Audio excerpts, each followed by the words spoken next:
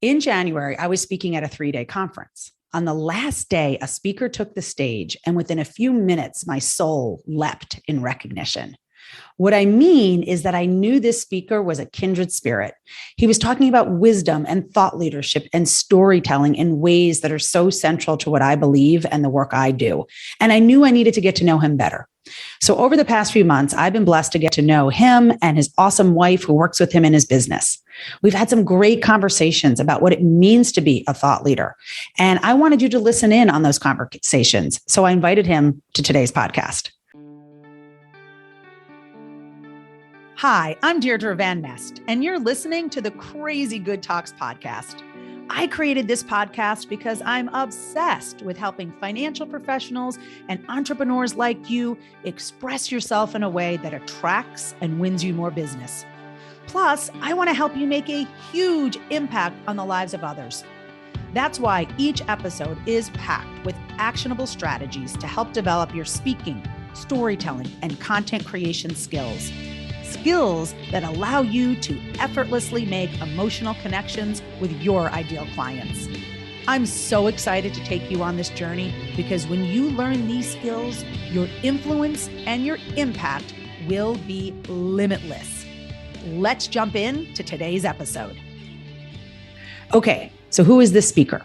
Well, his name is John LoDuca, and he is the founder and managing partner of Playbook Builder, a knowledge management software and consulting firm. And get this, he built his first .com in 1993. I think that was even before .coms were a thing. And I'm so envious of this. His family name, LoDuca, traces back to Michelangelo's apprentice, Jacopo LoDuca, who actually succeeded the master when he died. So cool. This is part one of a 2-part series. So let's meet John. Welcome, John. I want to be related to Michelangelo's apprentice. How does one get that? Yeah, well, that's a good story. And for storytelling time, I think it's a valuable one. So my dad left Italy, war-torn Italy with the clothes on his back with his family, landed in Ellis Island in the late 40s. Yeah. And had no idea about this. And like 50 years later, my mother-in-law was in Italy and visited a church. And the background story, the Vatican was helpful. I did the research. Turns out in the 1570s, this priest named Anthony LoDuca was petitioning the Pope because he had seen visions of Christians being martyred in this spot and wanted a church built and tried for like 30 years and couldn't get it done. And then he got his nephew involved, and his nephew's boss took on the project. And that was Michelangelo. And the church was Santa Maria degli Angeli, which is like the second largest basilica in Rome. And it's incredible. I was like imagining a chapel, and we got there. I took my dad and my son. We all walked in and they're like, "We're closed." And I said, "Mi chiamo LoDuca." And they were like, "Come on in." And it was so seriously amazing. Yeah, it was really like a little private walk around, and it was a really neat thing. And what's fascinating about it as an example of story, because it's a really good vehicle for what we do, it changed my dad's sense of identity. I bet it did. To have that in your background is a very different kind of a color for who you are as a person. Absolutely. I'm like, I have chills right now. I think it's amazing. It's pretty And neat. I'm Italian. So, maybe I do. So maybe I got something there. I think I might need to go trace my history just in case. And just really, when I read that in your bio, I was like, oh my gosh, this is amazing. Because when clients come to us and we're creating their stories, John, in the first session they have with us, which is called a discovery session, I say, okay, I'm your story strategist, if it's me or one of my team, if they're the strategist. And we are like Michelangelo, we are carving the David out of the marble. Yes. You have a beautiful David inside of you, which comes in the form of your stories. I love and that. We just have to know where to tap and prod. And so we use that example every time we work with a client. So to actually be able to be like, and by the way, he's my relative, or would be like, oh, it's weird. So cool. It's really strange. I mean, there's stuff built by this Giacomo LoDuca, art and buildings and stuff all over Italy. And none of my parents, my dad's family, none of them knew any of it. Wild. There's a castle LoDuca. I mean, it's crazy. My gosh. I love it. All right. I'm going to put my aunt on this. She's all things Italian in our family. Right I'm gonna be like, find me someone interesting. I got to tell you, the Vatican are amazing. They're super helpful. Okay, that's good to know. That's really good to know. They'll like go to bat for you and go into the archives, and it's really incredible. Oh, I love it. You know how people buy based on emotion and then they back their decision up with logic? Well, this means if you don't make an emotional connection with your ideal clients, no one's buying anything. Not you, your products, your services, or ideas. And that's where we at Crazy Good Talks come in. We give you tools and strategies to make emotional connections with your ideal clients so that you can quickly build trust. So to do that, I want to offer you a free resource I just created for you. It's an Identify Your Story guide. Stories are one of the most powerful ways to make emotional connections with your clients. But many professionals come to us saying, I don't even know what my stories are. This guide will help you identify the 2 most important stories you need to have in your business. So go on over to crazygoodtalks.com right now to grab your guide. Okay, that's great. Well, I got to ask you something. So when I heard you speak, you said something that I think will stick with me for the rest of my life. You said these 3 words. This is a call to arms. This is a call to arms. And I got chills when you said that, John. Can you explain what you meant by that? Yeah. So we're going right into it, aren't we? We're going right into it. I kind of want to hijack this podcast and interview you. I just think that you're incredible and what you do is so valuable. I took that stage with the intention to enlist these people in the audience into what I believe is like the kind of the call of our generation, like the cause that is sort of timely. And I don't want to get political, but I see the world changing in so many crazy ways, so many dramatic ways. You know, I was just sort of like a normal American kid, probably a little right of center, but you know, nothing extreme. Yeah. But now I haven't budged and I look like an extreme perspective today. Yes. Yes. And so we're seeing, you know, what we're seeing. We're seeing censorship and we're seeing, I don't know, incursions into our democratic model that we've, you know, probably haven't seen since the redcoats were here. Yeah. And so I decided to use that pulpit as an opportunity to enlist others. Most of the men and women that I've been serving for the last 20 years are advisors. And I said, and I believe still, they are uniquely qualified because of their capabilities, because of their gifts, because of their credibility, their financial acumen. And many of them just need a little nudge. They just need to be told, yeah, you're ready to go, dude. It's time. Step up and lead and speak your piece because we need you very badly to be outspoken. I think the line that has moved me my whole life is evil triumphs when good men do nothing. Yeah. Yeah. And that's what the call to arms was all about. I believe that thought leadership is a fabulous ploy for marketing, but it has a much higher calling.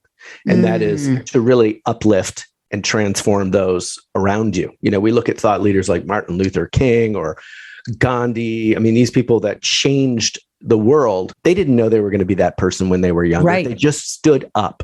Yeah. And so that's kind of the deal. So yeah, thank you for that feedback. I was feeling a little daring that day. So I love it. I love it. And I think just to be clear, yeah, you're not making it's not a political statement. It's not a matter of where you fall on politics. I think what you're saying, it's a matter of doing good in the world, right? Absolutely. And people who are doing good things being willing to speak up and stand for that. Yes. Yeah. Yes. Wherever you fall on the political spectrum. We're kind of normalizing some cuckoo stuff that, you know, no matter which political party you belong to, a lot of people are going, what? Yeah. What's happening here? Yeah. No, so that's the call to arms. Yeah. And I think the call to arms by itself is a great idea, but let's take it a little bit deeper because that's to me, you said that at the end of the presentation, right? And I'm kind of jumping ahead, right.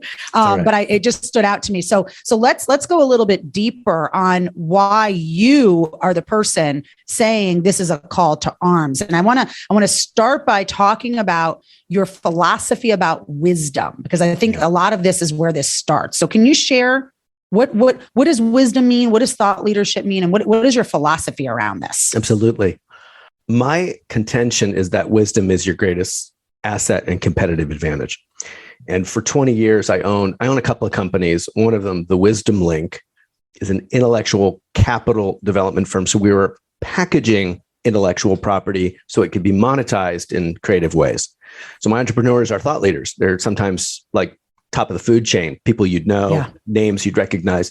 And they've got incredible wisdom and insight and learned lessons along the way. And so we look at wisdom as the thing, the big differentiator. However, like dust bunnies underneath the furniture, it just accumulates and it's not utilized. You've got to go grab it. You've got to name it. You've got to package it and deploy it effectively. And so that's why I think you and I like one another so much is I've been in an adjacent space as yours and saw story as the catalyst because I was focusing on process. So I was deconstructing what these folks were doing, trying to figure out why they win and help them to bottle that lightning. And it's story that brings it to life, Yeah. Absolutely. Let's talk about process for a minute, because I know you and I are both have been, strategic coach clients. And I know your wife worked for Strategic Coach and they talk, Dan Sullivan from Strategic Coach is brilliant, has a lot of wisdom, right? And they talk, one of the things they teach their entrepreneurs is unique process. And that's one of the things that we talk about at Crazy Good Talks is creating what we call your crazy good signature system. Yeah. It's packaging up your wisdom into a process that's tangible for your prospects and your clients 100%. To kind of grab a hold of. So can you talk about that just a little bit from your perspective and why it's important? Yeah. So I got very lucky and was hired by John DeMonda a number of years ago. John was running the Northeast for Lincoln Financials, a territory in the Northeast. And he hired us to build his practice management consulting process. And then they tapped John to run all of LFA. And all of a sudden I was like in the space in a big way. I'm MDRT speaker, TED speaker, ALU. I'm working with the top 10 producers on all these platforms. And we got on Dan Sullivan's radar. And Sullivan elected to make the Wisdom Link the go-to team for clients to do unique process. And so Dan and Babs sent us close to 500 of their clients over the last 20 years. And the caliber, just the coolest. I mean, just wonderful, thoughtful, impactful folks. And not just in insurance and wealth management, but a large portion of them. Yeah. Yeah. And what do you find when someone is sort of just doing their thing? They're talking to people about what they do and, how they do it, but they don't package it up into a unique process. And maybe actually, just for our listeners who are not clear, what is a unique process? When we say package it up into a unique process, what are we talking about, John? I think packaging intellectual property in any regard can take on different forms. Packaging intellectual property can look like a curriculum. It can look like a graphical overview from a concept standpoint, a graphic that unpacks your philosophy. There's a number of avenues for it. Process is very much like the fulfillment process. And so taking aims at differentiation, that's all about unique experience. If we cannot compete on performance as advisors, like if you're in the space, the dynamic, we can't hang our hat on that. Nobody wants to be pilloried by their clientele when they've made promises they can't keep. Right. Well, where can you compete? Unique experience and packaging and detailing your unique experience that you offer to clients is the best avenue to ensure that you're differentiating and you're talking about the right things. You're not allowing the client's biases of how they view you to inform what they're going to get from you. You get to lean across the table and say, this is how it works when you work with me. And it's like the equivalent of writing a book. You can name it, you can trademark it. It can become your personal intellectual property. I've got clients whose valuation on their business was impacted because they had productized their approach and turned it into an operating system instead of just stuff they know how to do. Absolutely. So it is big. So I want to stop here for a moment. I was really blessed back in, I would say 2012, I started working with an amazing mentor, Lisa Sasevich, who actually was a Dan Sullivan client. I didn't make the connection at the time because I didn't know Dan at that time. Right. But she always talked, what did she call it? Unique branded process is what she called it. And so she encouraged us. She kept saying, you need to have this, you need to have this. So I've been super blessed to have had our processes. Like everything we do is a process. The Crazy Good Talks blueprint process, the 60-minute story asset creation process. And what I have found is people will choose our firm and pay us more than competitors because we have a process. Most definitely. And so the way I put it, John, is when you're in a business and you're selling air, like service-based businesses are selling air, as I like to say. Yeah. You don't walk into, what'd you say? That's productizing something that's otherwise invisible. Totally agree with you. Absolutely. Yeah. So you don't walk into my office or your office, yours now, because you actually have a product. We'll get to that. But you don't walk into my office and walk out with a pair of glasses, right? Like you don't walk out with anything other than this great like hope and dream. And so as soon as I put it on paper and I could show people the path that we were going to take them on and the outcomes of the path. And that's what a process is. So if you're listening and you're like, I don't really get what you mean. A process is taking what you normally do anyway. And I like to tell my clients, don't get all like crazy thinking, oh my gosh, now I got to create a process. No, you have a process. If you've been in business for probably more than a year, you have a way you do something. You just haven't kept track of it. You haven't noticed it. You haven't put it down on paper. You haven't named it. You haven't talked about it. That's right. That's right. It. And so it's the way you do things. Yes. It's hiding in plain sight. I love that. And it's the outcomes people get when they work with you. And it's basically like we're taking you from A to Z, and this is how we're going to do it. It's incredibly powerful. So if you're listening today, the first thing I would love for you to do, if you don't have a process, is actually create your process. You will be amazed at how much easier it is to close business. I see it as a lead gen tool, but really its magic comes in two other areas that are sort of undiscovered. One is lead conversion. So sitting down and making it transparent how it is that you will work together and the kinds of things you're promising to do and what that timeline looks like. What a gift to give someone who's just like, I don't know how it's going to work. Right. That's your biggest barrier to entry. But the secondary benefit kind of caught us off guard. We were building these things out and we realized we were arming the promise makers. Yeah. But we were building the map for the promise keepers, all the back office operations and systems to uphold. It's kind of like an actor on the stage. That's your advisor, but there's 40 people in the crew moving the lights and pulling the scenery stuff around. Yes. So those are sometimes the unspoken heroes, but by building them a map, process is like the spinal column in a body. You've got the left arm that's client facing, and then you've got the right arm, and that's backstage. That's the operations, the systems, the little touches that differentiate.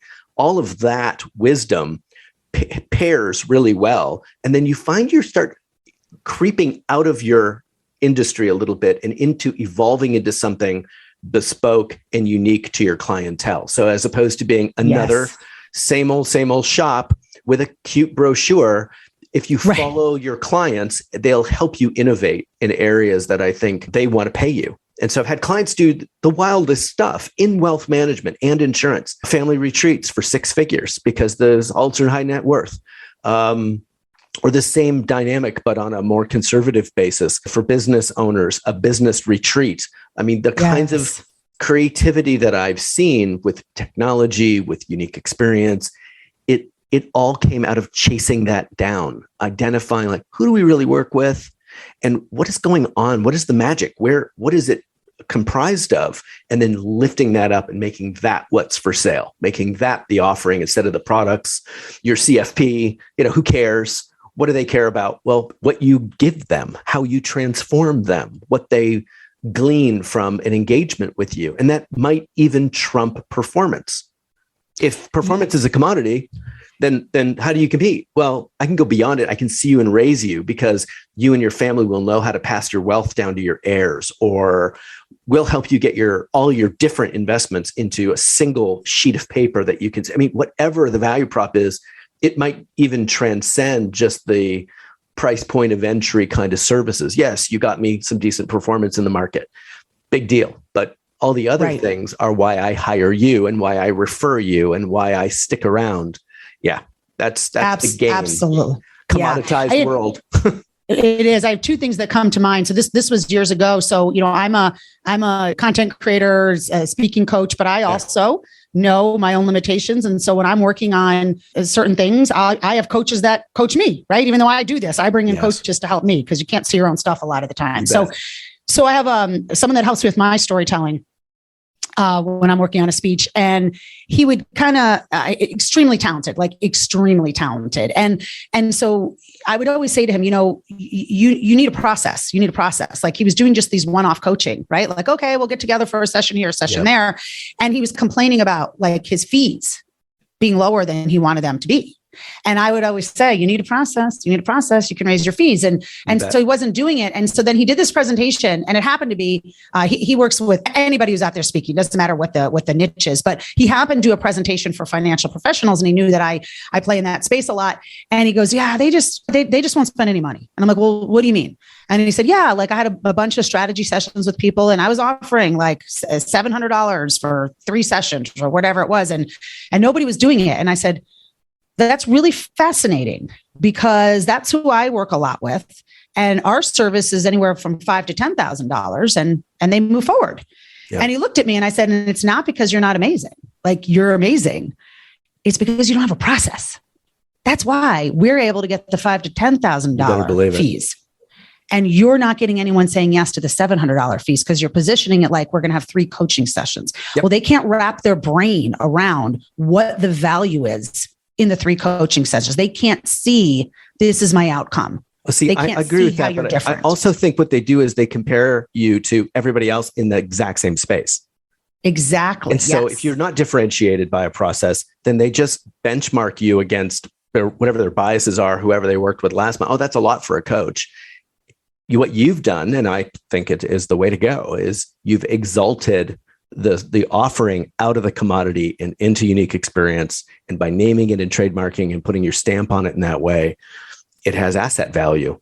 It's powerful. It signals to, what do we pay for? The kinds of things that we really pay for are named and they are protected and they are packaged well.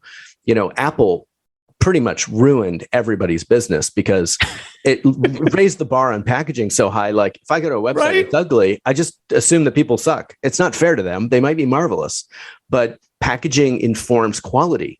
And so it's incumbent upon us to tell our story well, to position ourselves effectively. It's nobody else's responsibility.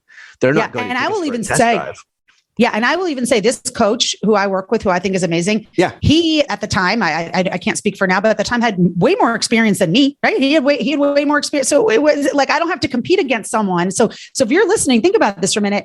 You're no longer competing against someone's experience. How often they work with this certain clientele. Once you start moving into the packaging area, you become a category of one. Yes, most assuredly. That's where that goes. And so a lot of the clients that I work with, they're looking at their industry. And if you build an industry specific or industry centric organization, you're going to be 10 years behind. You have to build a client centric business because clients will drag you into innovation. The best example I can give of this is Uber. Uber wasn't created by a couple of taxi drivers. It was created by a couple of people like you and me sitting around on a rainy day in Paris going, what in the heck are we doing? Right. Standing here waiting for a cab. It's 2007 or whatever. Yes. And so innovation can sometimes come by like just tracking on the problem and being daring with the solution. You can't get that unless you empathize with your clients, unless you're in their shoes. And so the folks that are paying attention to the industry, they're just replicating what everybody else is doing. And I know it's tempting, but if you want real differentiation, if you're feeling daring, that's where you go. You track on the unique tribe of people who agree with you, who share your worldview. And I talk about philosophy a little bit with thought leadership, because I think it is the last frontier. It's where all those ideas of packaging come, to fruition, is a central philosophy that informs everything. Which we're going to get into. We're going to make this a 2-part series, John, because I'm loving this. And actually, I didn't know that we were going to stay so long on this subject, which I'm actually loving this. It's such valuable content. It's a good one.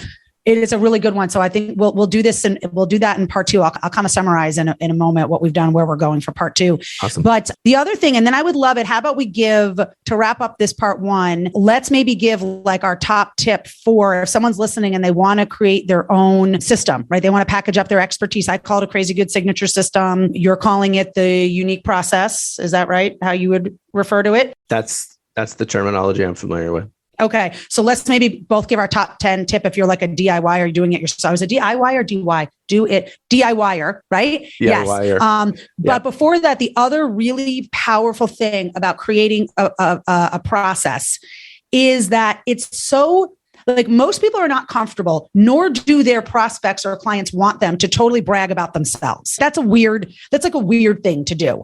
So for example, let's say you're my prospect, John. We're having a strategy session and you're thinking about working with me. And let's say it is about being a better presenter. I would then walk you down the crazy good talks blueprint path, right? I would show you that this is how we get the results. Not your just resume.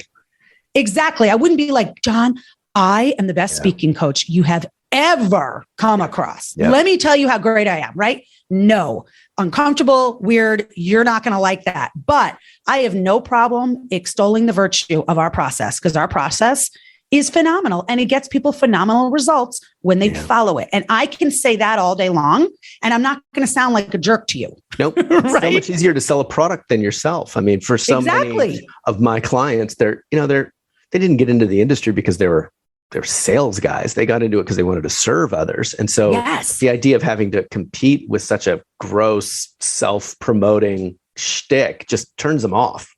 But they'll brag all day long about what they've developed here. Look at what we've built and let me explain how this works. And it's not for everyone, but if you're wired like this or want these things, you'll find it's great for you. It's a fantastic thing. Your top 10 list, I'd love to hear it and I'll share mine. I've got a few ideas about it. What have you got? Well, let's just do one. We don't have time for 10. Maybe that we'll do that another time. But give me, if I'm sitting here listening and I want to just take the first step of doing it myself, what is the first step you would tell someone to take to start figuring out what their process is? I'd say map your process chronologically, moving left to right on a whiteboard. And I would keep it under 10 steps. And at every step I'd ask, if I charged, pick a number, $5,000 for every step, what would have to happen for people to pay that and feel like they got a good deal? You don't have to charge that much for each step, but you should scare the heck out of yourself, raise the bar really high and say, what would be extraordinary? What would we do if we wanted to just knock socks off? Because the creativity will come. I love that tweak. So my first step would be exactly what you said about charting it out, but I love what you just added with the asking yourself the $5,000 question. That's awesome. Okay, great. So that's the first step. And then my next step to add on to that is to start putting it in like kind of logical columns. And then once you get everything organized, you would actually want to name the steps and name the process. And I tell my clients, don't get too hung up, get good enough out there. Don't get too hung up on the name because people could sit for a year and not name it. So the ideal is that you're going to name it something outcome driven, like Crazy Good Talks is outcome driven, right? People know what they're getting. There's an implied benefit in the name. We also have implied benefits in our steps, but we didn't start out that way. And if we had waited for the name Crazy Good Talks, it would have taken me 3 years to get this process out. So it's kind of this, know that you're going for something, but be willing to stick with good enough and name it, get it on paper, create a graphic, and then go out and start talking about it. I give a lot more than one, but I had to finish most of my clients completely. I mean, you having this experience, you're having this kind of impact. They go, oh my gosh, I can't believe this was so easy. Yeah. They're able to now charge for their process. They're actually able to charge a fee to go through their process. Well, I already get paid on AUM. Well, you're giving away all your value in the hopes that they bring their assets over, but there's no guarantee. Charge them for the unique experience. It'll frighten you into amazing performance because you'll be like, holy crud, I charged $7,500 to do a discovery call and put together a financial plan. It better be awesome. And that raises the bar. It funds that effort. And what I hear all the time, and I bet you do too, is, golly, that was easy. I wish I'd been doing this 10 years ago. Like, what 100%. Yeah.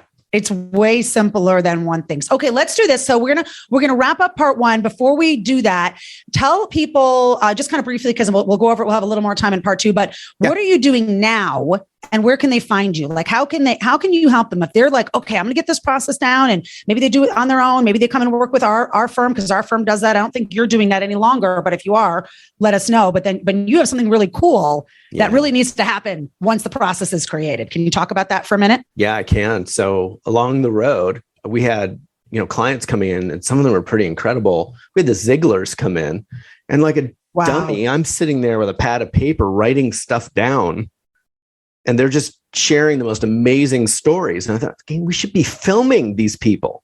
And so we built an application where we could take the process and then include videos to unpack the how-to. So you wind up, the wisdom lives in the why behind the how. And so if you can get both by getting story and getting nuance, then I can emulate what my boss says to clients, because I'm the junior person on the team. You can scale it. They're using it for M&A. So we built a software company called Playbook Builder. And Playbook Builder is a knowledge management platform that houses that IP and then drives users in the community. And those they're traditionally the team to consume that content, to become fluent. So onboarding a new hire, training people on the team on a common approach. All of those things are mission critical for scale. And what we've seen with, so many of my clients are boomers, they're exiting. It's also a really cool value prop when it comes to your future exit, because it'll deliver a 3 to 5x on the value of the business, because it's now turnkey. Most of the businesses that I've been working with are like quarterback calling plays. They're a top-down pyramid style business. You've got your charismatic rainmaker. You can draw this little charismatic rainmaker at the top of a pyramid, like a quarterback calling plays to an offensive line who just run those plays. And the problem with that is it doesn't scale. There's no exit strategy.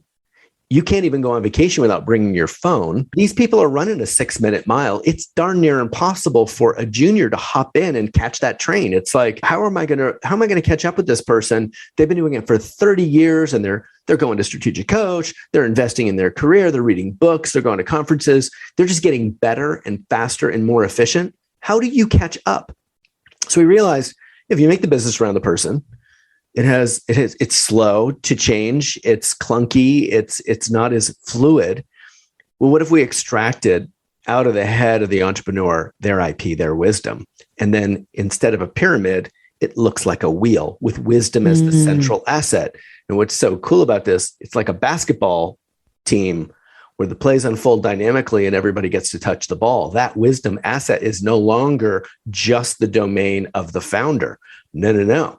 Now you're crowdsourcing best practices, and you're enhancing that entire value proposition, because everyone's being able to participate in it, and touch it and access it and improve their day-to-day. So you wind up with a more dynamic business, and you wind up with a team of ownership, because they're participating in perfecting approaches over and over again. I mean, most of the businesses I was talking to, their frustration wasn't, we don't know what to do. It was always, we can't get it done consistently. And as we're growing, it's getting worse. We're playing the telephone game. I've got people in other offices that have never heard my heritage story. They were never a part of the water cooler thing. They're not day-to-day sitting around in the office. And so Playbook Builder was designed to solve that. And we've been at it for a while. We've got about 6,000 users on the platform. We're in 4 countries. And it's kind of going like a house on fire because of what's happening in the world these days. COVID really brought to bear an incredible amount of focus on the fact that distributed work forces, people working at home, different offices, it's hard to keep a culture together. Yeah. So let's do this. We're going to break. Let's do this. If you can just tell people where to find you, where can they find you and Playbook Builder? Yeah. Teamplaybookbuilder.com is the website. Teamplaybookbuilder.com. And my LinkedIn is easy to find as well. And I'm sure you're going to link that on your landing page. That's the best and fastest route to get to me. Okay. Awesome. So definitely want to check John out if you want to scale your business, make your business more consistent, have all of your wisdom in one place, and really capitalize on your wisdom and your thought leadership.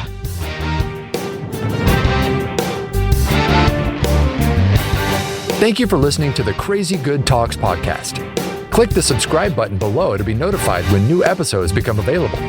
The information covered in this podcast represents the views and opinions of the guest and does not necessarily represent the views or opinions of Accelerated Performance, LLC. The content has been made available for informational and educational purposes only.